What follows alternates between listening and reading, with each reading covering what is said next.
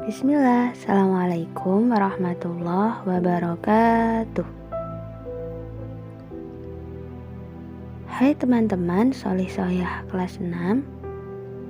Kaifa halukum? Apa kabar semuanya?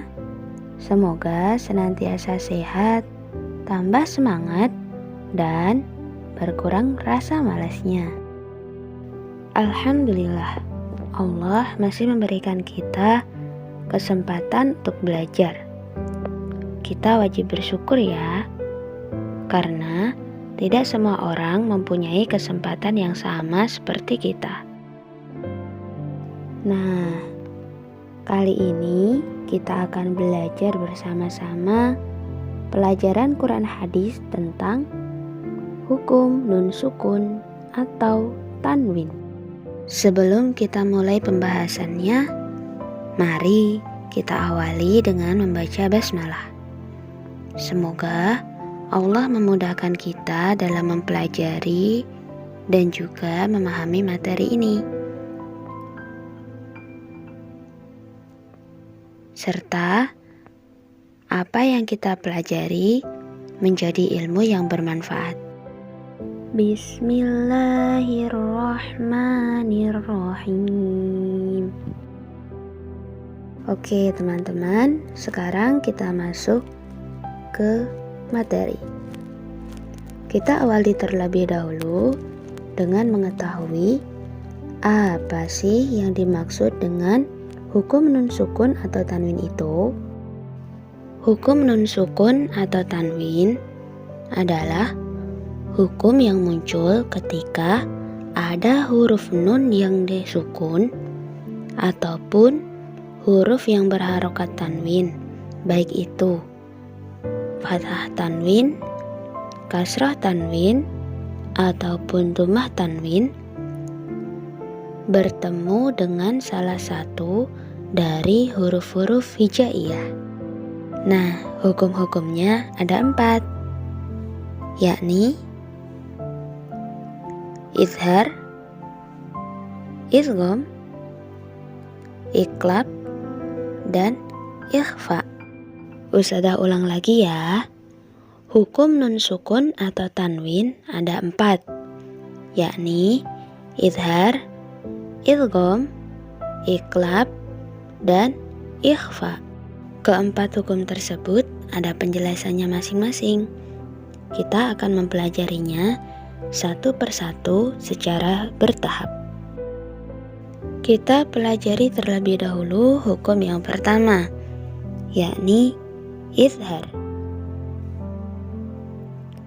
Izhar artinya jelas.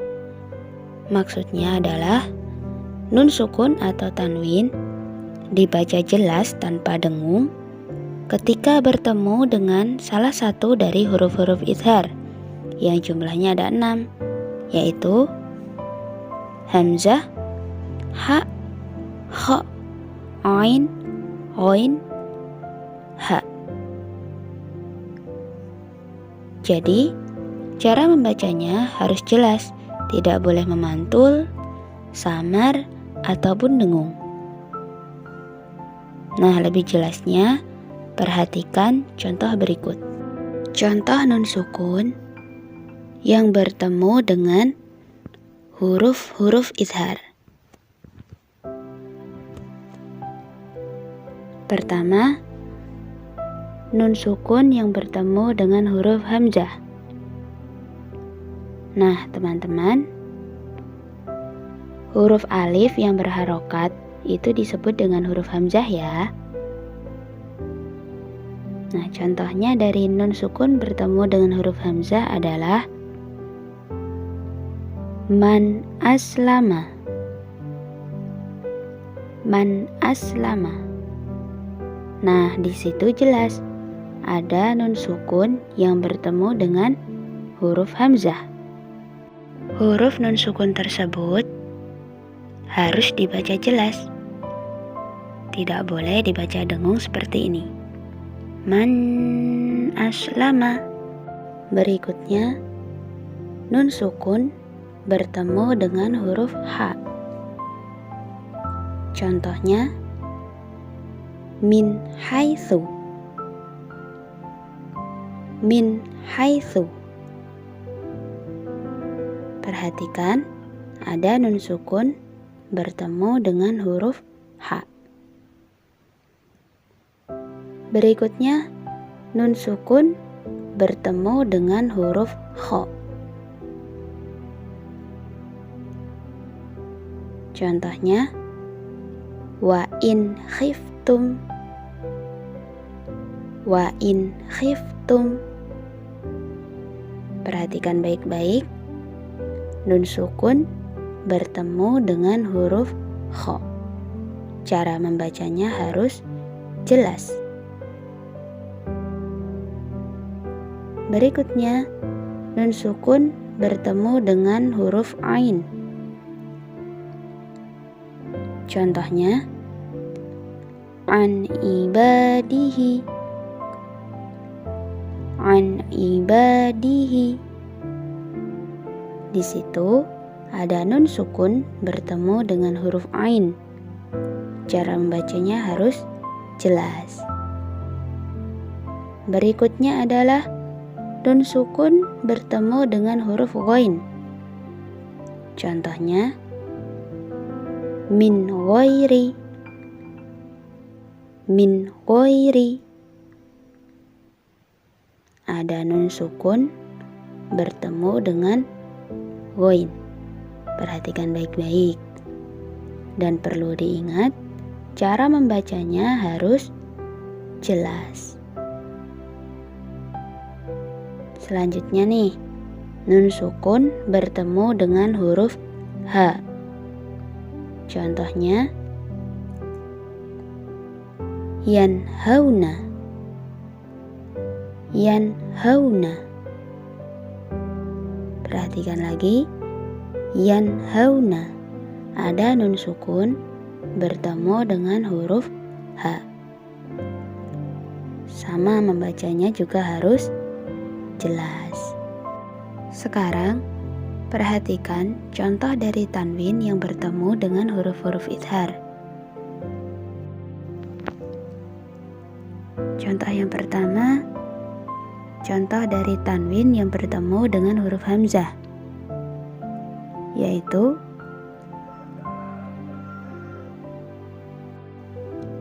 adzaban aliman,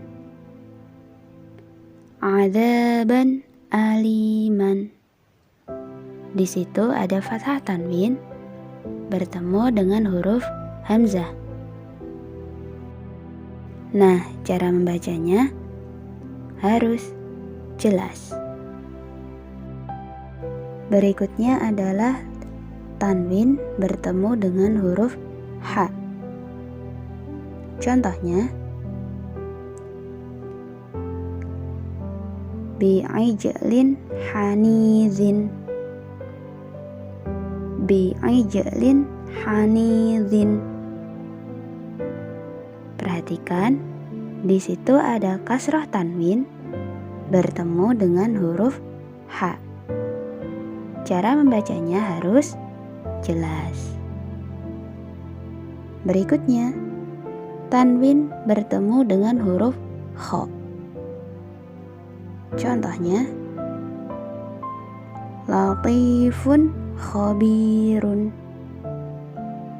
latifun khabirun. Perhatikan, di situ terdapat dhammah tanwin bertemu dengan huruf Kha. Contoh berikutnya yaitu dari tanwin bertemu dengan huruf Ain.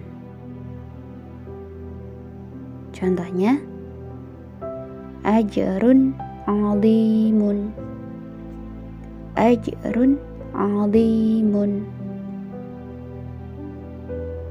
Ada dhammah tanwin bertemu dengan huruf Ain. Nah, dhammah tanwinnya harus dibaca jelas.